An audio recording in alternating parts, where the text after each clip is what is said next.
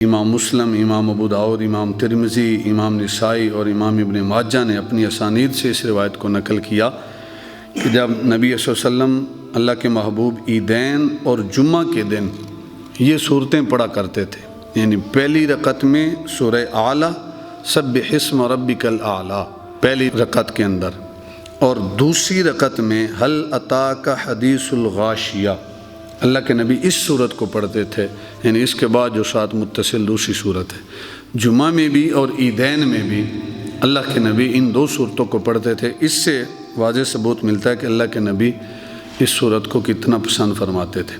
اور اس کے بعد جو تیسری حدیث مبارکہ صحیح مسلم شریف کی ہے کہ حضرت عبداللہ ابن عباس رضی اللہ تعالیٰ عنہما، پہلی روایت ہے کہ عیدین اور جمعہ کے دن اللہ کے نبی یہ صورتیں پڑھتے تھے، چونکہ جمعہ کی بھی دو رکعتیں ہوتی ہیں اور عید کی بھی۔ حضرت عبداللہ ابن عباس رضی اللہ تعالیٰ عنہ بیان کرتے ہیں کہ نبی اکرم صلی اللہ علیہ وسلم عید الفطر، عید الاضحیٰ میں سبح اسم ربک الاعلیٰ اور هل اتاک حدیث الغاشیہ پڑھا کرتے تھے۔ امام مسلم نے حضرت جابر بن سامرہ سے روایت کی ہے کہ نبی اکرم صلی اللہ علیہ وسلم ظہر کی نماز میں سبح اسم ربک الاعلیٰ پڑھا کرتے تھے،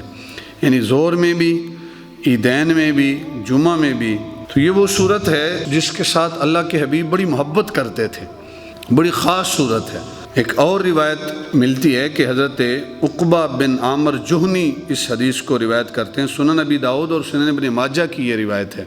آپ فرماتے ہیں کہ جب یہ آیت نازل ہوئی، سورہ واقعہ کی آیت نمبر 74، فسبح بسم ربک العظیم، سورہ واقعہ کی جب یہ آیت نازل ہوئی فسبح بسم ربک العظیم، تو اللہ کے محبوب نے ارشاد فرمایا اس کو تم رکوع میں پڑھا کرو، یعنی جب سورہ واقعہ کی یہ آیت نازل ہوئی تو فرمایا اس کو رکوع میں پڑھو، یعنی نماز کا جو رکوع ہے اس میں پڑھو، فسبح بسم ربک العظیم، اس کو رکوع میں پڑھو۔ اور جب اس سورت کی سورہ اعلیٰ کی پہلی آیت نازل ہوئی سبح اسم ربک الاعلیٰ، تو اللہ کے نبی نے ارشاد فرمایا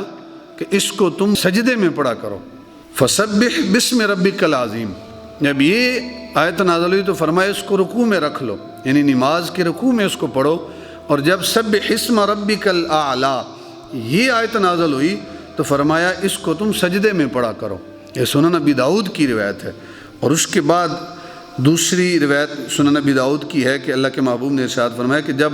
حضرت عبداللہ ابن عباس اس حدیث کے بھی راوی ہیں کہ جب نبی اکرم صلی اللہ علیہ وسلم یہ آیت پڑھتے سبح اسم ربک الاعلیٰ، تو آپ پڑھتے سبحان ربی الاعلیٰ، پاک ہے وہ رب جو اعلیٰ ہے۔ اللہ کے نبی جب بھی سبح اسم ربک الاعلیٰ پڑھتے تو ساتھ یہ پڑھتے سبحان ربی الاعلیٰ۔